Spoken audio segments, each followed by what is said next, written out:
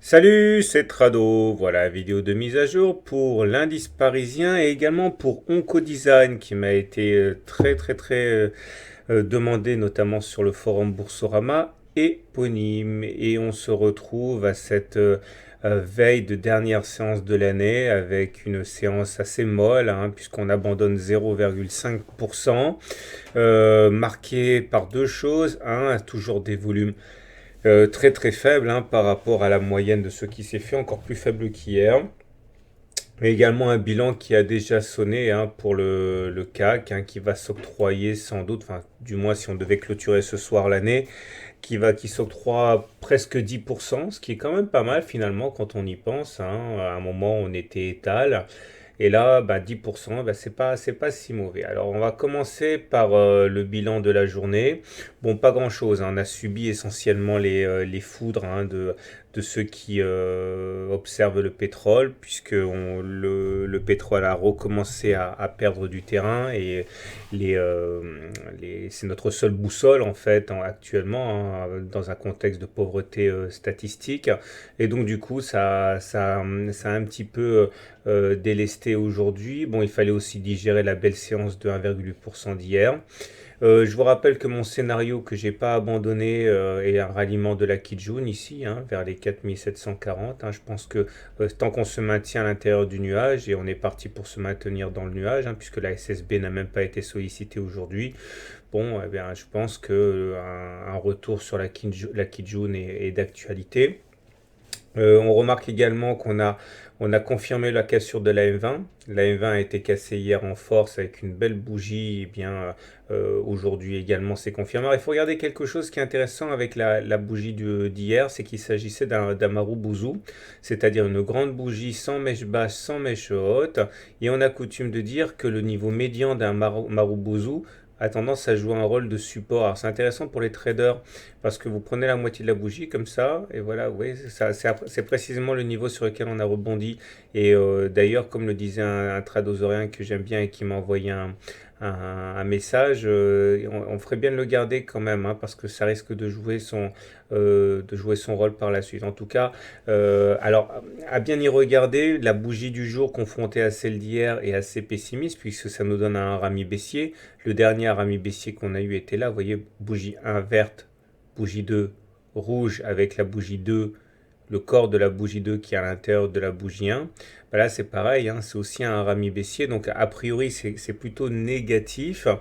Mais même si demain, pour cette séance très spéciale de clôture de fin d'année, on devait avoir une nouvelle attaque, je n'abandonne pas pour l'instant l'idée qu'on s'achemine tranquillement vers la Kijun à 4742, d'autant que les indicateurs techniques nous délivrent toujours le même signal plutôt haussier avec un MACD qui est au-dessus de son signal ici depuis le 24 décembre et rejoint par un momentum positif ici.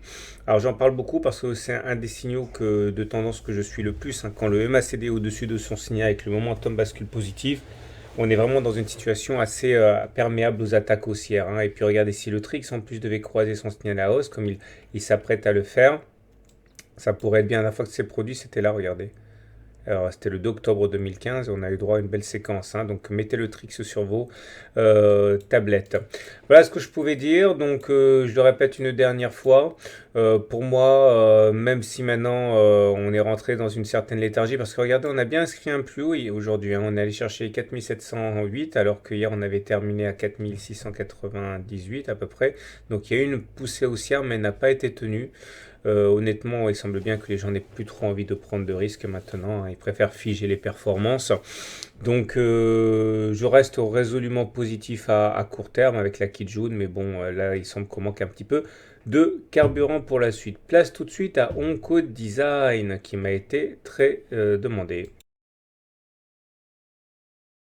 On va terminer avec Oncodesign comme promis et pour débuter on va aller faire un tour du côté du Trado Screener. Je vous rappelle que le Trado Screener donne une note à vos 250 actions préférées. Il ne faut pas hésiter à le consulter quand je ne suis pas capable de faire une analyse technique dans les temps. C'est pas parfait mais ça donne quand même une indication. Alors Oncodesign ici bénéficie d'une note globale de 1 sur une échelle allant de -6 à +6. Donc on va dire que c'est positif, légèrement positif, avec une note de moyen terme plutôt négative, puisque c'est -2 sur une échelle. Regardez, c'est ici que ça se passe, hein.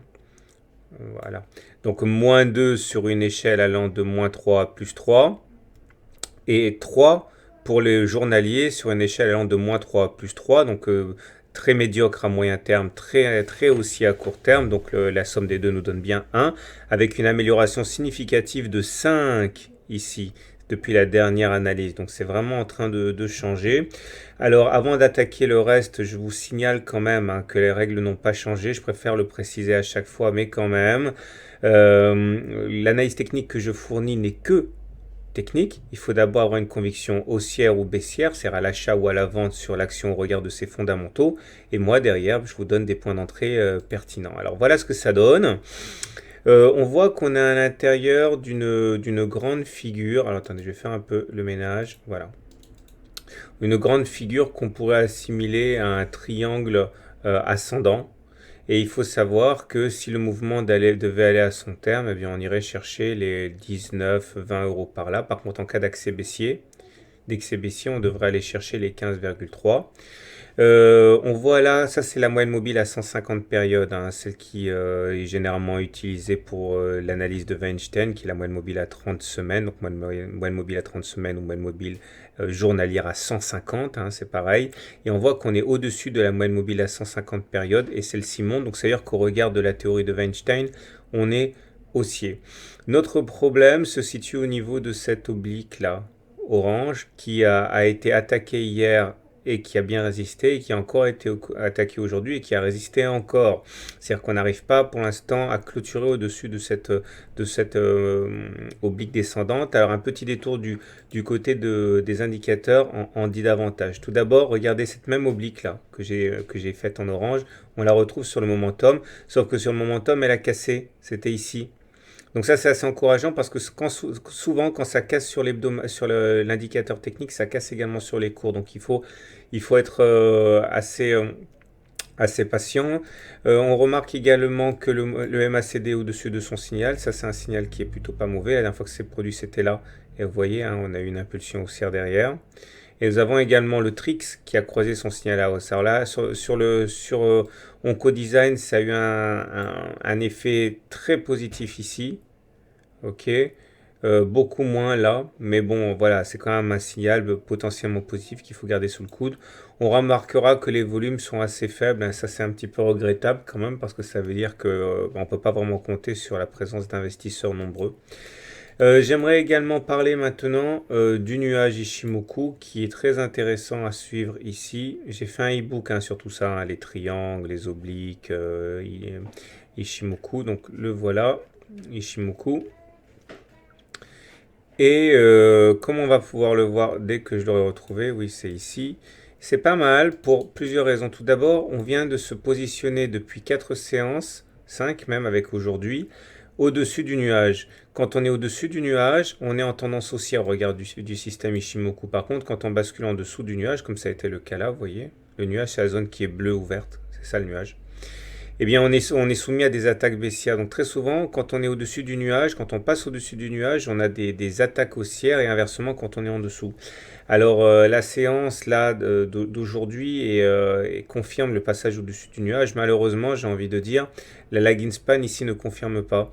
C'est-à-dire que pour avoir véritablement la garantie statistique que l'on soit au-dessus du nuage et donc en tendance haussière, il faudrait que la lagging span passe au-dessus du nuage, c'est-à-dire clairement qu'elle aille au-dessus des 18, hein. Pour l'instant, on n'y est pas. Donc, méfiance quand même. Donc, pour faire un bilan de tout cela, on est haussier en Weinstein, on est haussier non confirmé en théorie Ishimoku. On est capé à la hausse par cette oblique. Ça veut dire que si vous êtes acheteur en co-design, si vous pensez qu'au regard des fondamentaux, ce que vous voulez, eh bien l'action vaut plus que 17,8, qu'elle vaut, j'en sais rien du tout, 20, 25, etc. N'importe. Vous avez des points d'entrée intéressants. Si vous êtes vraiment très pressé, achetez maintenant, mais c'est un peu risqué. Il vaudrait mieux attendre éventuellement une cassure claire avec même une bougie de confirmation de l'oblique orange aux alentours de 18 euros. Vous avez un autre point intéressant, c'est au cas où on clôturerait au-dessus de cette oblique noire, puisque ça éloignerait le spectre d'une nouvelle rotation. Vous avez un autre point d'entrée intéressant si jamais on plonge et qu'on va chercher le bas à 15,3 euros. Maintenant, si vous êtes plutôt baissier sur OncoDesign, que vous pensez qu'elle est déjà très bien cotée, etc., vous avez un bon point d'entrée tout de suite, ok, puisque pour l'instant on n'arrive pas à passer l'oblique. Vous avez un autre bon point d'entrée short si on va jusqu'à 19,7 mais qu'on n'arrive pas à passer. Hein, vous direz que c'est comme avant et qu'on risque de faire une nouvelle oscillation baissière. Et bien sûr, hein, si jamais on devait casser la figure, les 15,3 vers le bas, là effectivement vous pourriez éventuellement spéculer à la baisse aussi, vous risqueriez d'avoir une impulsion baissière forte. Voilà, sinon les objectifs naturellement sont les objectifs les plus évidents sont ceux de l'analyse fondamentale. Je vous souhaite une bonne soirée, je vous souhaite de bons trades. Si vous découvrez mon travail, notamment ceux qui viennent de Bourseau pour OncoDesign, sachez que je suis analyste technique, je m'appelle Trado. Et vous pouvez demander votre livre gratuit pour débuter en analyse technique. Il suffit d'envoyer e-book gratuit à trado@gmail.com. C'est sans obligation d'achat. Je me ferai une joie de vous l'envoyer par email dans les 24 heures. Et je vous souhaite déjà de bonnes fêtes de fin d'année et à demain pour la dernière mise à jour de 2015.